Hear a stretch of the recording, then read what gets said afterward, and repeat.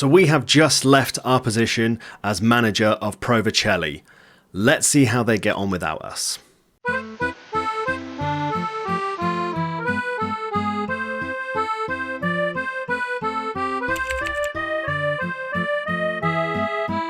Hello and welcome back to the last video in this Going Pro series with me, D-Boy Plays. As mentioned, we're no longer the manager at Pro Vercelli. You can see there, D-Boy resigns from Pro Vercelli. We've left the club with a Conference League win and they finished third in the Serie A.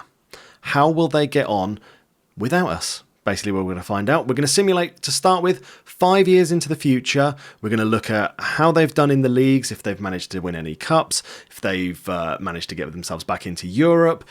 You know, basically see what they can achieve in that. We'll have a look at a couple of the players that we've had along the way, mainly the ones that are in that starting 11, but we'll have a look at a couple of other ones as well.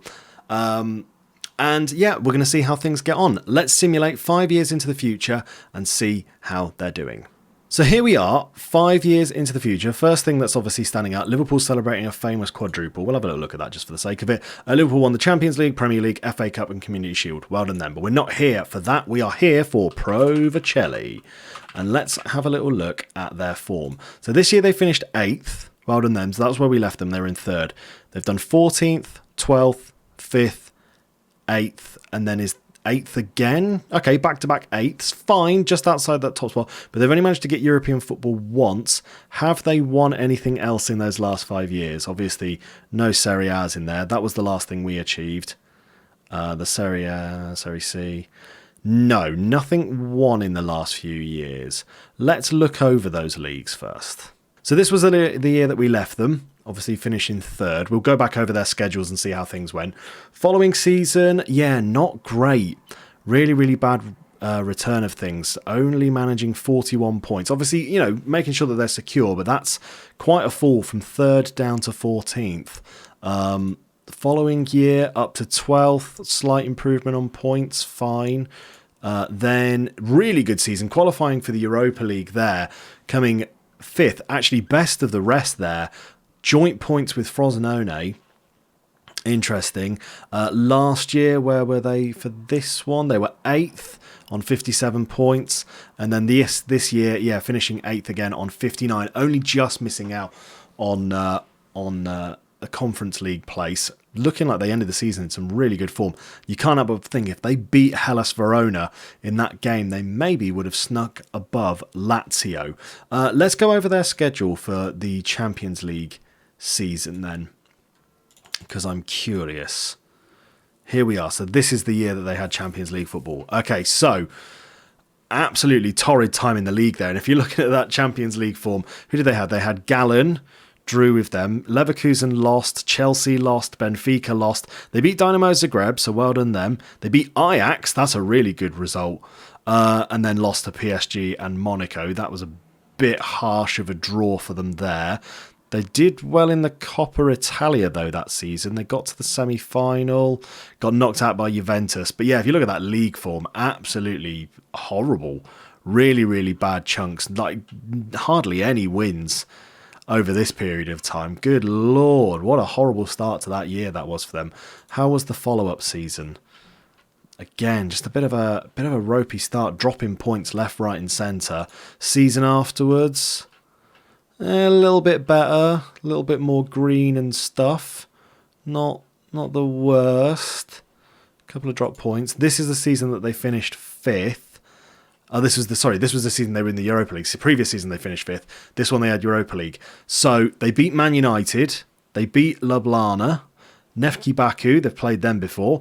Union Berlin losing 2-1. Atletico Madrid drawing against. That's not a terrible result. Drawing against Slavia Prague. And then beating HKJ and Cadiz in their last 2 games. They did make it to the round of 16, but they were knocked out by Montpellier.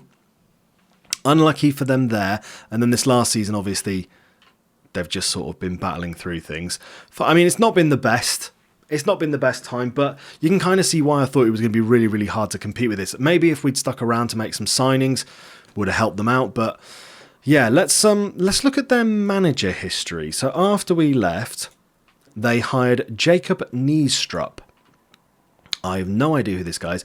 In real life, he is the Copenhagen manager. Okay, fair enough. He went to Atalanta for a bit, joined Pro Vercelli, obviously got the sack that we can see there. And Obafemi Martins stepping in and doing a bit of a caretaker job. Then Giovanni van Bronckhorst coming in after a spell at Rangers. Coming in and getting sacked after a bit of time. Obafemi Martins stepping in. And then Matthias Jasel, who in real life is the manager of Red Bull Salzburg. So that's fun. So getting him to come in, he looks like a decent manager. He's still there. Hopefully he can help them press on. Let's get into the transfer history over that time. So the last season was this one. This was the last one I was involved in. So who have they let go? We knew about Cutting leaving, fine. Any other big names? So Madslow at Roeslav, we knew he was going. Ramos Mingo left. Okay, so he went to Roma on loan. Delamorte eventually did get that move that he wanted. He went to Genoa for 1.2. Fabio Silva left for Sporting. Rico Henry left to Wolves. And then they were a couple of youngsters. But the replacements they brought in were Estevez, Corradi, Piero, who's since retired, Daniel Ocampo from Atletico Phoenix, never heard of them, where are they? Uruguay, fair enough, and Pepe, a Brazilian guy. Fair enough. They brought them in. Obviously, they didn't help out that much. Following season, Mingo took a permanent move. Salcedo went to Sevilla. Coppola went to AC Milan. Fabrotta went to Inter. Butera left to Hoffenheim. Oh, God, all of the boys are leaving here. Klekanov went to Bayern. Jesus. It's like a mass exodus of our boys. And Kreshki went to Al Wada. They've got a permanent on Gonzalo. They signed Diego Moreira. That's not a bad signing. Mateus Orezo. I don't think that's a particularly bad coup for them. Good player to bring in. Mauro Ferrari, good youth player. Luka Jovic, they got in on loan. A couple of other loans. Gabriel Cordero. Yeah, not bad. Following year, Gatti leaving there. Barantes leaving for Chelsea. Massive money they got there. So they basically cleared out pretty much the entire team that we signed. They got Jared Bowen in on loan. Anyone else there that's worth noting? Not really. Following year, Ryerson left for Nuremberg on a free. Palumbo went to Barcelona. Massive move for him. Cometio went to PSG. Huge money made in these years. And you can ties in with part of the issue I was thinking that we would have. So we're just going to have to shift on our best players just to kind of have any money to work with. Anyone worth noting here? Not really. And then in this last season, Busquets left on a free. Mere went to Liverpool. Moreira went to Liverpool. A few other lads leaving. Anyone worth noting for the ins again? Not really. Let's have a look at their current squad. Are any of our players still there? Odin Thiago Home is still there. That's kind of great. That's kind of brilliant that he's still at the club, because that would have been his 10th season. 9th season. 9 seasons he's been there. That's kind of great. Really consistent performer over that time, which is nice to see. A little bit of a drop around them, but nothing major. Just after we left, actually. Maybe he was sad that we'd gone. He couldn't continue with those performances that he'd done. Daniel Maldini. I kept calling him Diego Maldini. No idea. How was the rest of his time with Pro Vercelli? Again, kind of had a really rough time the last few years, to be honest with you. How old is he? What are we getting up to? 31. Still seems like he's young enough to do something, but yeah, seems a little bit unfair on him. This name rings a bell. Why do you ring a bell? Maybe I've just heard of you. Oh, we signed him. That'd be why. Did we sign him? No, we didn't. I'm going insane. Ignore me. Federico De Marquez on a retire. Fine, fair enough. Other than those two, though... Oh, Konstantin Tyakavin. Has he turned out? Not the most prolific goal scorer, though his finishing looks like it's pretty decent still. Any other names there? Gedson Fernandez. He's getting on a little bit, but he's made over 180 appearances for the club. Well done, him. Nathaniel Nuoso's still there. I'm guessing he's trying to find a way out of the club because, yeah, he's only made 10 appearances in his entire career with the club. Obviously, we didn't play him that much because he was still young and wasn't really developing, but he was bought as someone for the future. That's it. There are 4 players. There are 4 players at the club that we brought in. Fair enough. Well, there we go. Any other things that are worth us checking out? I mean, we've looked at the managers. Let's have a little look at the overview of the club. So looking at the favoured personnel, no massive changes really in there. We're still there, which is nice to see. It's the only thing that matters to me. We'll have a little look at Noah Jean Home, actually, because we didn't do this before. He's at Sassuolo now. Oh, okay, interesting. He didn't actually feature that much for Real Madrid in the end. Didn't play terribly for them. Went to Sassuolo on a free. He's been there for the last couple of years. Shame he didn't want to return back to Pro Vercelli, where he probably had the best years of his career. Yeah, what a shame. Cool. Last thing I did actually want to check were the past winners. It should come as no surprise to anyone that it has been AC Milan, pretty dominant actually. They had a 6-year spell where they won every league back to back. Juventus managed to sneak in and win one of them. Then they went back and then Juventus again. Kind of the 2 teams that were the reason that Pro Vercelli ended up getting relegated all those years ago. Any surprise relegations? Maybe that's another thing that's worth looking at. Nothing crazy there. No. Genoa maybe. You'd like to think that they do well. But it all seemed like usual suspects there. Sampdoria, maybe. Udinese was one as well. Palermo, that was our last year, wasn't it? Yeah, no crazy relegations or anything. No nutty winners. Nothing particularly crazy has happened in the last 5 years. Although, like I say, we've only managed to get European football once. Let's go another 5 years, and let's see where Pro Vercelli are at. Okay, so here we are, 10 years from when we left. It's a whole new day. I've had a shave. I'm wearing new clothes. It's a completely different time. Let's go and have a look at the team and see how they have performed. I'm a little nervous here because it's been a hot minute. They're still in Serie A. Okay. So the team have managed to be at that level since we left. Not really, apart from that 1 year where they made it to 5th, they've not gone higher than 8th, which is a little concerning, but maybe more evidence into the area of me saying, yeah, it's not going to happen. We couldn't compete. I would imagine a lot of these teams are just regens now, but there they are, just outside, just missing out as well on European, purely on goal difference. That is disappointing. If we go back through the leagues now, we'll go back another 5 years. So yeah, finishing 8th there. A little bit unlucky if they hadn't drawn that last game against Sampdoria or lost to Frosinone. Could have moved up. No relegations or anything that looks particularly strange. Going back 1 year again. That was a bit of a low finish for them. 12th. Everything looking in order there. Another AC Milan win. Juventus winning again. Okay, pretty far out on that one. 8 points behind Lazio that year. Fiorentina getting relegated. That's a bit of a surprise. One of our bogey teams, one of the problem causers, and they missed out on a goal difference thing, or probably a head-to-head, possibly in a couple of areas. Nothing strange there. Finishing 8th. Was that by 2 points? Bit disappointing. And then the year 6 this would be afterwards, finishing 13th, pretty mid-table. Nothing particularly strange, but that relegation of Fiorentina is the only real surprise I think we've come across. Did they manage to come back up? Yes, they did, and they qualified for the Europa League. First time of asking. Good effort. Past winners, as we can see, just more Juventus. It's Juventus' turn to dominate now.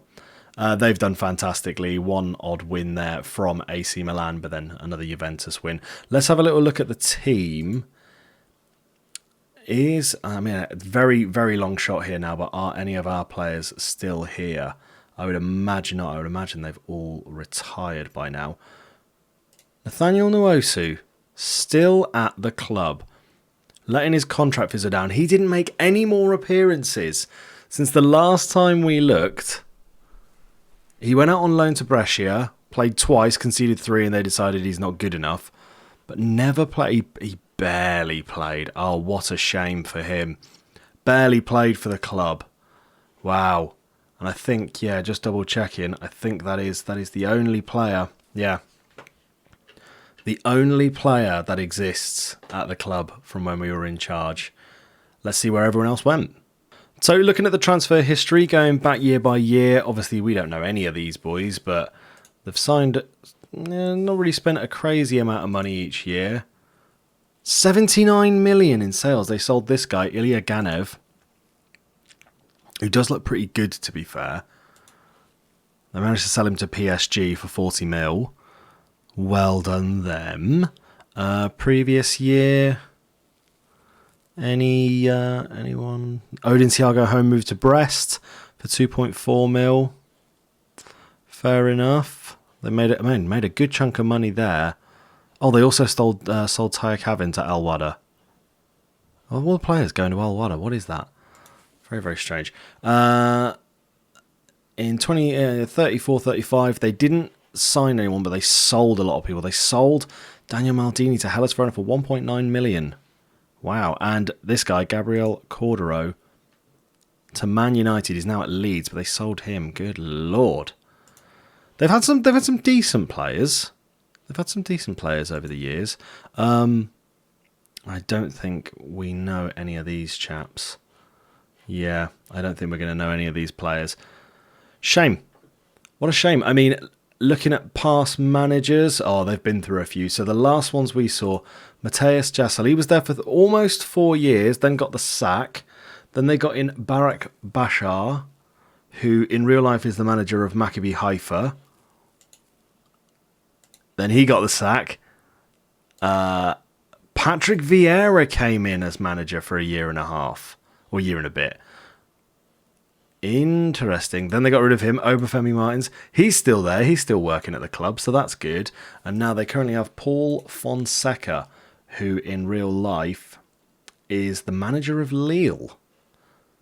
Again, seems like a decent acquisition. But yeah, they've not done great, have they? They've struggled a little bit, which, like I say, is pretty understandable. It's a very difficult. It's a very difficult league to do well in. And as we can see, yeah, they haven't won a single trophy since we left. Let's have a look at some of the stuff in the rest of the world, just because it's curious to check these things out. So looking at the Champions League, I wanted to see who some of the past winners were. And as we can see, so we finished that season. Barcelona, Juventus have won it a couple of times, and AC Milan have won it a couple of times as well. So there has been some Italian dominance in this competition. What about the Europa League? Europa League's been pretty much UK for the last 5 years. Well done, Brighton picking it up. Tottenham getting one as well. Arsenal picking it up the year after we left. Napoli won it the year we finished, which is pretty good. And then looking at the Conference League, the year that we finished was then. So Fiorentina have won it since then. That's the only other Italian team. So Fiorentina won the Conference League and then a few years later managed to get relegated. Good lord. But Montpellier, current holders. World Cup wise, because it's always worth having a little check of these. Now Croatia won it obviously while we were doing it, but in the last couple, France won one of them and Italy are the current holders. So well done them. World Cup's actually about to start. It's going to be held in South Africa. Fun. And it's this year 3 teams per group, which I'm not really a big fan of, to be honest with you. Who have Italy got in their group? Democratic Republic of Congo and Thailand. I imagine they're going to be pretty dominant in that group. European Golden Boys, a bit of an interesting one. So the year that we finished, our boy Kalekhanov won, which is awesome. We had one of our players actually won the competition. He's been at Bayern Munich since he left. He's made 222 appearances for them. Good lord. But yeah, we had someone win European Golden Boy, so well done them. Best player in Europe. I mean, absolute domination from Erling Haaland, as is expected. It is Erling Haaland, of course. Chouameni getting one, Gavi, Makoku, Pedri, and then this Yu Yong chap from China, who's pretty good to be fair. Well, oh bless, he's 5'2". He's got a jumping reach of 2. Oh, that's so sweet. Oh wow. Okay, and Golden Shoe, anyone? Yeah, let's not seeing any of our players. Didn't expect to see anyone from us, from our team here, but you can see a couple of familiar names again. Makoku, Wanderson, Endrick, Haaland, Makoku doing quite well, Mbappe, Martinez, the year we finished, Vlahovic doing pretty well, Osimhen. So there's been players at Italian clubs that have done well in these competitions, but yeah, sadly, Pro Vercelli have not achieved a fat lot since we left. That is where we are going to end things though in this video. I think it was an interesting experiment to see just how the boys got on without us, and it looks like a lot of players moved on to bigger and better things, which I'm happy to see, seeing them all do well, I guess, at the clubs they've gone to, or at least, you know, achieving certain things. The Kalakinov one is the biggest surprise for me, becoming such a dominant player for Bayern, and winning Golden Boy. That was kind of amazing. But yeah, apparently we got them into Serie A. They've stayed there, which is great. They've not moved. So we kind of did what we wanted with them. It would have been interesting if we'd maybe played a few more seasons, if we could have maybe turned them into that dominant team. I don't think we could have, but that's just how these things. Anyway, that is the last episode that we are doing on Going Pro with Pro Vercelli. Thank you very much once again if you've watched all this series. If you have, please make sure you give the videos a like and subscribe to the channel, because we are going to be doing some more series and some other Football Manager based content soon. I'll see you in the next one though, and for the last time, look after yourselves. Ciao Bella.